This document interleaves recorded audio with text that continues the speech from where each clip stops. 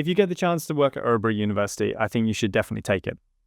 I think what the university has to offer in terms of the resources that it gives to researchers, but also the networks that you can build here, I think are really fantastic.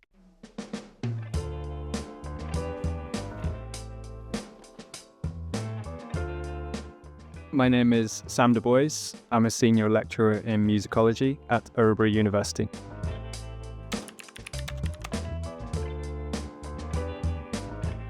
It was a bit of a coincidence because actually it was my boss that got in contact with me and said, are you interested in applying for a postdoc at Örebro University? And my first question was, where's Örebro University? So I Googled it, of course. And at the time I was on a kind of year-long contract and then another year-long contract. So because we don't have the same employment rights in the UK, or at least we didn't, it's been a while since I've been back there.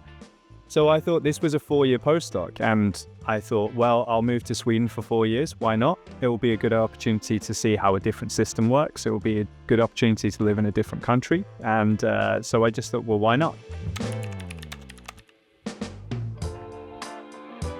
I think when it comes to Örebro, it's a smaller university, and that I think has some strengths.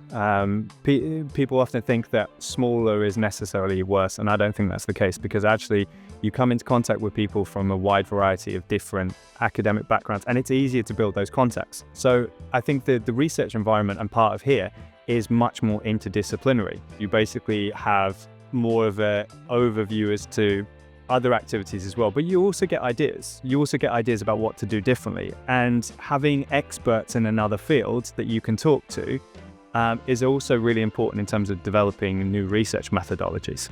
I've had lots of discussions with people from, say, for example, robotics, people working with AI here, about, well, what are the potential implications of research methods in their field for actually doing research on how people use music, for example. And we've had lots of collaborations at the music school with other subjects, particularly, the humanities and social sciences, looking at the same problem, but from different perspectives, essentially. So it just gives you more eyes, but it also helps you develop new methods, new ways of understanding certain areas.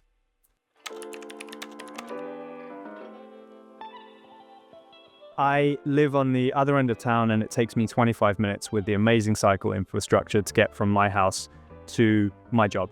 And that can be in all weather conditions. I've cycled in minus 25 degrees and the cycle paths are completely clear. And I think that attention to town planning is actually really important.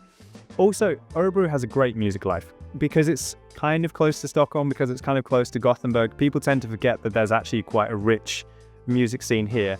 And I think especially if you have kids, Örebro is a fantastic city to be in, because there's so many parks, there's so many play areas, and there's a real attention to making things accessible for kids as well. So we have the castle in the city centre, but we also have Stadsparken, for example, where I often go with my daughter, and then the library, even the library, the Kulturkvarteret, the cultural quarter, is something which is very accessible for kids as well. So it's a great place if you have kids, if you have a family, but it's also a great place if you want to come here and you want to get to see a bit more of Sweden outside the major cities.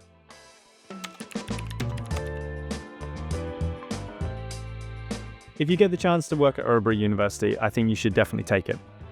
I think what the university has to offer in terms of the resources that it gives to researchers, but also the networks that you can build here, I think are really fantastic. I think that it's not just the university, it's also the surrounding area in the city that makes it the place that it is.